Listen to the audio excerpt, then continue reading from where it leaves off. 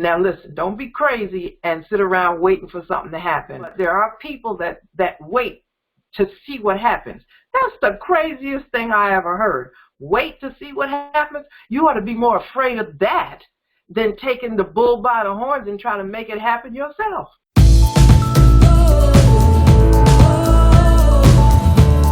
So here's my question for you. Are you ready? Are you satisfied with your life? If not, if you aren't, it is your limiting beliefs that are getting in your way. It's the things that you believe that are getting in your way. It doesn't matter what anybody else has done or said or set up for you or prayed against you or whatever it is, it's you. It is you. When you have a belief that goes against anything that you desire in your life, you'll never have what you desire. I know what I'm talking about. I'm going to tell you about an experience that I had recently. There's a company that's not far from where I live now that I wanted to make an association with when I first moved here. And I just kind of mentioned it to somebody, and they made a statement to me that really discouraged me. I really did not think about what they said. I didn't think about it. They made a comment. I just sucked it up and just kind of set aside what I was doing. I didn't even realize that I was acting on what they said. Never even thought about it very much. Whenever the idea of making the connection with this company came up, I kept thinking about what that person told me. And I didn't check it out. I didn't do a fact find.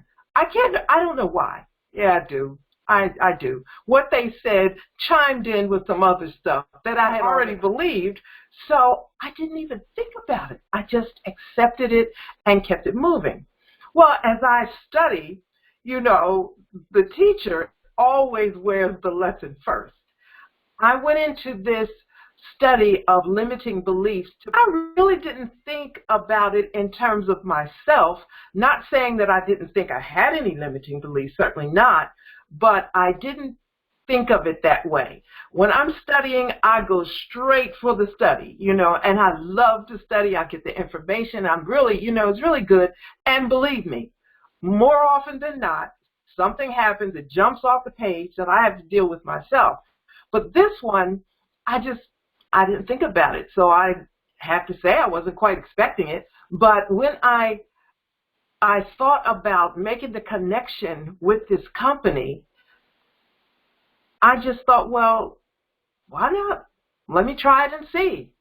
And the whole time I was doing this and preparing to go to the company and make my little pitch, that voice and what that person said to me was kind of lingering in the background of my mind. And I kept thinking, well, maybe not, maybe not. I still had not gotten a grip on the fact that it was a limiting belief. It was something said, and I was thinking, maybe not. If I had a grip on it, I would have chased the belief away, but I didn't. It had just, I don't know, I just didn't. So when I made the connection with the company and I met the people that I had an appointment with, everything was wonderful. Matter of fact, the closer I got to the floor I was supposed to go to, the better I felt, the stronger I felt, the more confident I felt. I don't know why, but I just did. And after the meeting was over, I sat down in the lobby and I thought about it. You could have done this a year and a half ago. What is your problem?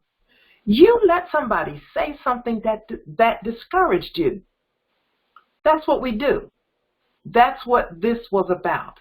And I've kind of, for a moment, I felt a little bit ashamed of myself and, you know, how could you let this happen? But what happened? God, Spirit is so good. We have to face things and get over these obstacles and challenges before we can move on. I know what my work is. I'm confident in what my work is. I have no question about it. but I hadn't realized that there were certain things that were in my way that would prevent me from being my best self when I come to you. And so when I thought about that, I was leaving that place. I was like, my feet were not touching the ground, because even though I felt embarrassed in front of myself because of what I let a limiting belief do in terms of discouraging me, it was on. I was just, okay, fine. It almost got me. It slowed me down, got in my way for a year and a half, but guess what? I got it now. And I always say to people, don't let me figure it out. Don't let me figure it out, because if I figure it out, it's on. That will not happen again. Believe me, it will not. And I usually think to myself, well, what's the worst thing that can happen? Somebody can turn you down. So what? You don't have what you're going for anyway. So why let it bother you? But those little sneaky things get in there sometime. And I just thought I would share that with you, so you don't think that I got it all going on and I'm telling you what to do. No, let me tell you, I'm going through these things with you. And I'm so glad about that, because once I come through with something, I have no doubts. I have few doubts anyway, but every now and then I encounter a little something, and it's okay, because I know that just what I said to you today, that what happens to you is for your good and for your betterment and for your development. It's the same with me. I am so confident. I am so excited. I am so full of, hey, let's do this. After that meeting, I thought, you know what? I'm ready for a bigger fish than that. But I just wanted to share that with you as we get started with our talk tonight. So I did ask you, are you satisfied with your life? And I want you to think about that. Are you satisfied with your life? When you have beliefs that go against your desires in life, you will never have what you desire. It's not the desire. You got to deal with what you think and how you perceive a thing and what you believe about the thing. Now listen to me carefully. Beliefs are a feeling of certainty about a thing, a perceived truth about someone or something, even if it is not true. So beliefs and truth are not synonymous. They may not be the same. So think about this before you let the hair on the back of your neck go up. Just because you believe it doesn't make it true. Just because you believe it does not mean that it is true.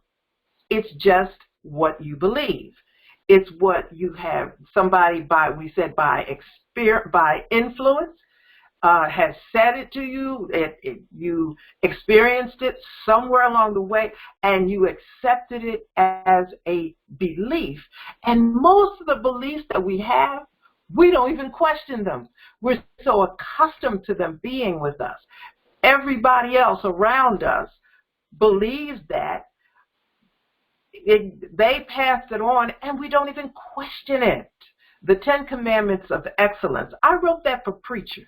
I wanted to ask the question, do we actually teach and preach what we believe, or is it something passed down that we heard and we just regurgitated?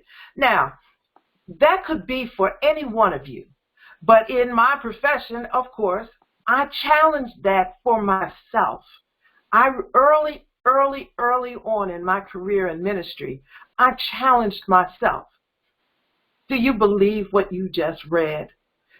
It's easy to mimic what someone has said that you admire and you respect, and you wouldn't sometimes you wouldn't even dare even think that they would be wrong.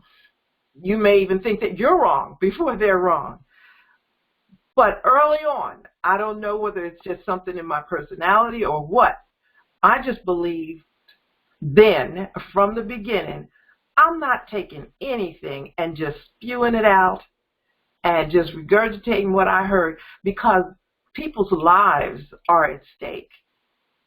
And you may not be a preacher, although I have some preachers out there. I know it. I see you. I see you. I see you. But your life is at stake.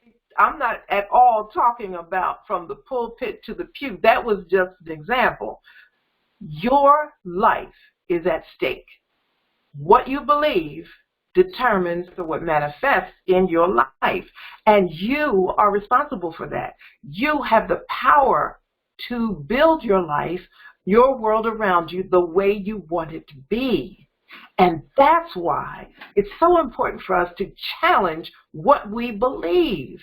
Don't be afraid of it. Nothing is going to happen to you if you disagree with something you've been taught or something you read. You know, when I was growing up, this was like, there was no internet back there. I'm a bona fide card carrying baby boomer. So we didn't have all that stuff back there. The thing that legitimized anything in those days was if it came on the news, and we had channel 3, 6, and 10, if it came on the news, or if it was in the newspaper. So if it was in the newspaper, that was gospel truth. And if somebody said it on the news, that was gospel truth. So I grew up in an age where you just accepted what people said or what they shared with you, because actually, how do you know? They've got all the information, so you just take it. But then there are some of us little weirdo kids that say, well, how you know that's true? And let me see where that's written down. And that kind of, that kind of spirit stayed in me.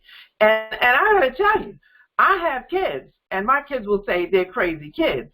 But they don't take anything that somebody says without running it through their little grids.